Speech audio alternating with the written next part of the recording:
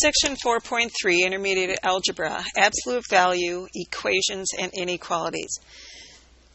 Let's lay out the principles for absolute value before we look at some examples and explain what's going on. When you have an absolute value equal to something, it translates into x equal to that value, or it can be x is equal to the opposite of that value. Since distance is always non-negative, we can think of a number's absolute value as its distance from 0 on the number line. It would be to the right and to the left, and that's what we're getting at with this principle. If we have an absolute value that is greater than b, it translates into x is greater than b to take care of the positive, or x could be less than negative b, the distance to the left of the origin or the 0 on the number line. And to help you remember this principle here with a greater than in an absolute value, I have a little creative spelling here for the word greater with an or on it. Greater than and the word or to help us remember the translation. Should you have the absolute value of something less than b, it has two forms that you can translate it into according to the absolute value principle. It is x less than b, looking just like it is, and x is change the direction of the inequality and the opposite of the value. This takes care of both sides of 0 on the number line, the distances. This and or intersection can also be expressed as a combined inequality by saying x is greater than negative b and at the same time x is less than b. And again, a little creative spelling here. The inequality is a less than, and instead of a less than, I'm going to add a d, less than, that tells us how to handle the translation of that absolute value. So let's take a look at some problems. They're asking us to solve for x, the absolute value of x, that's equal to 6. So using our principle, the direct translation is x is equal to that, or x could be a negative 6 for our solution. So these are our two values, and if you plug that in just for a check, if you put a 6 in, no question, the absolute value of 6 is 6. But if we plug in a negative 6, we know we're always looking for that positive because it's a description of the distance this number is from the origin, and it would be, or from 0, it would be 6. So this is our solution for A. In this next example, it doesn't matter what's inside the absolute value. As long as it's an absolute value equal to 9, we will translate it according to the principle by setting it equal to that value. That'll take care of the right side of 0, or our solution can come from the left side of 0, so we put in the minus 9.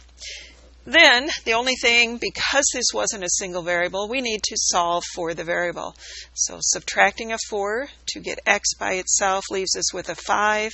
Subtracting a 4 here from each side will leave us with x is equal to a negative 13. So our solution here, and you could plug those values in, will be a 5 or negative 13. In this next example, to use the absolute value principle, we must be sure that the absolute value expression is alone on one side of the equation. We can't translate this into our union until we have the absolute value by itself. So first things we will do is add a 7 to both sides, which leaves us with 12, and it's not quite by itself as far as the absolute value.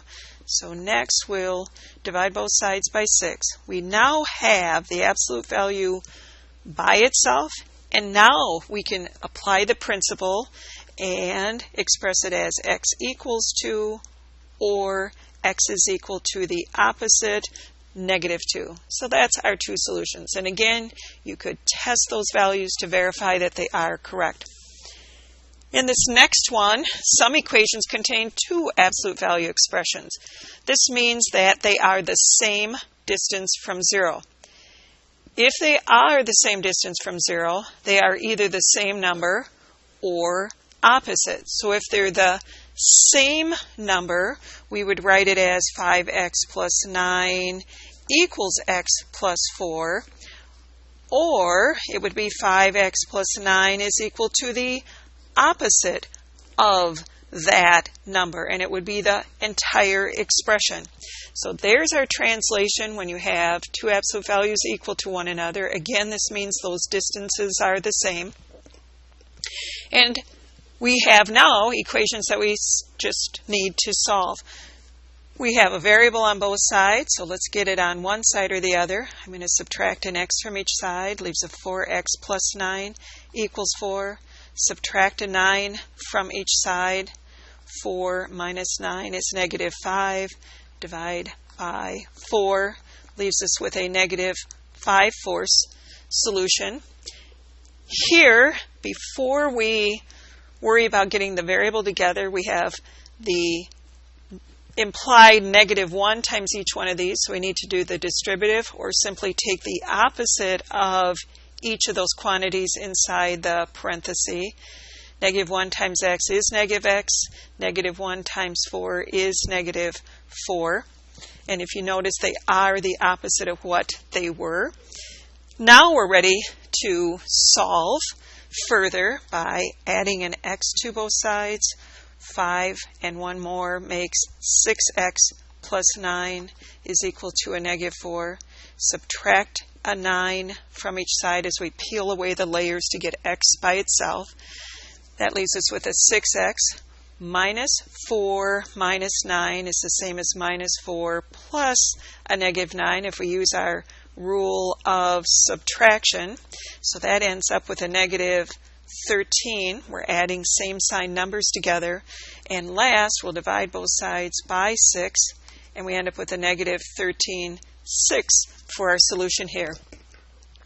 And again, it's always a good idea to replace the variable with that value, verify that you do get a true expression and that there wasn't some arithmetic error along the way. We also had the principles laid out in the beginning of this lesson for absolute values involving inequality. Here we have the absolute value is less than or equal to 3, and here's where that less than spelling comes into play, or little hint for the translation.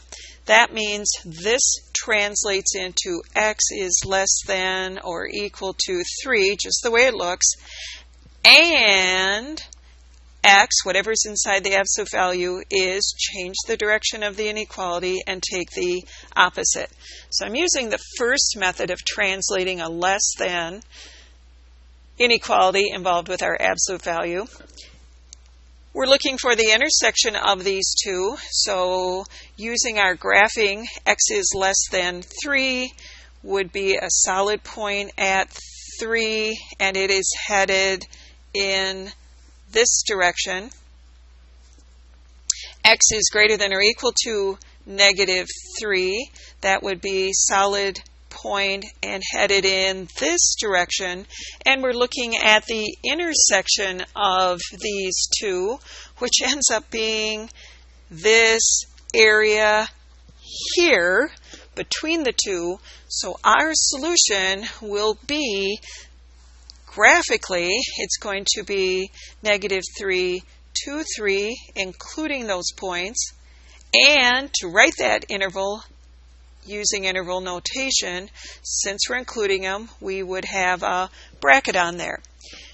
We could have done this using the combined inequality method too, and I'll show that on this next example. Here we have the absolute value of x plus 3 is less than 1. Again, we're dealing with a less than, I'm throwing on the D.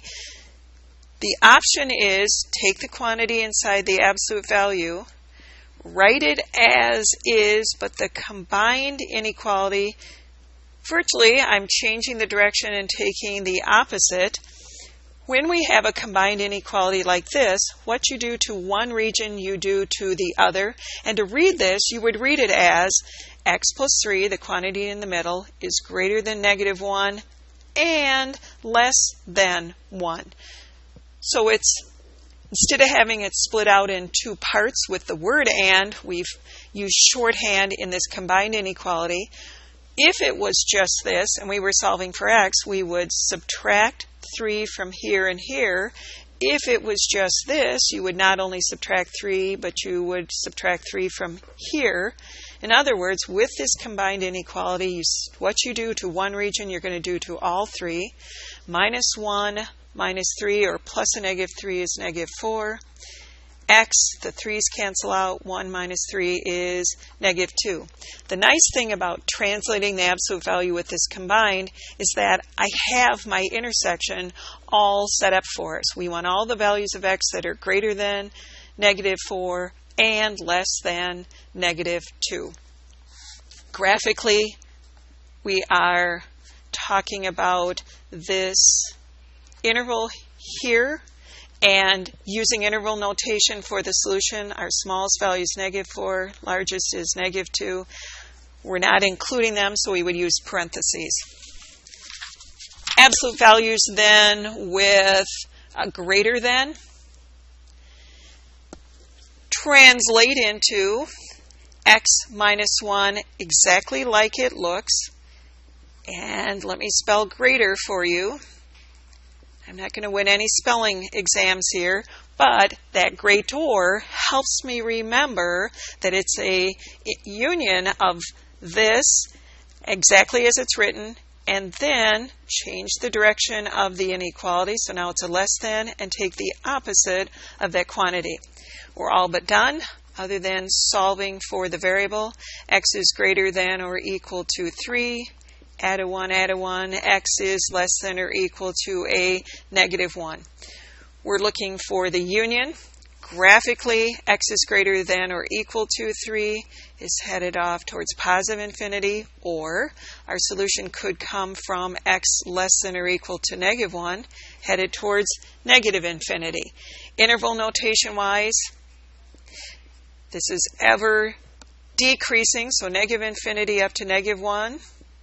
Union with starting at 3 and ever increasing for that interval. As long as our solution is coming from one or the other, we will satisfy this absolute value inequality. Again, take some values and test to verify that that's correct. H is an absolute value dealing with a greater than, but when your absolute value is not alone, we need to get it alone before we use the absolute value principle. So we will subtract a 6 from each side. And now we can use the absolute value principle to translate and find the interval that's going to satisfy this inequality. Translate it directly as it is. This is a greater, so we have an or.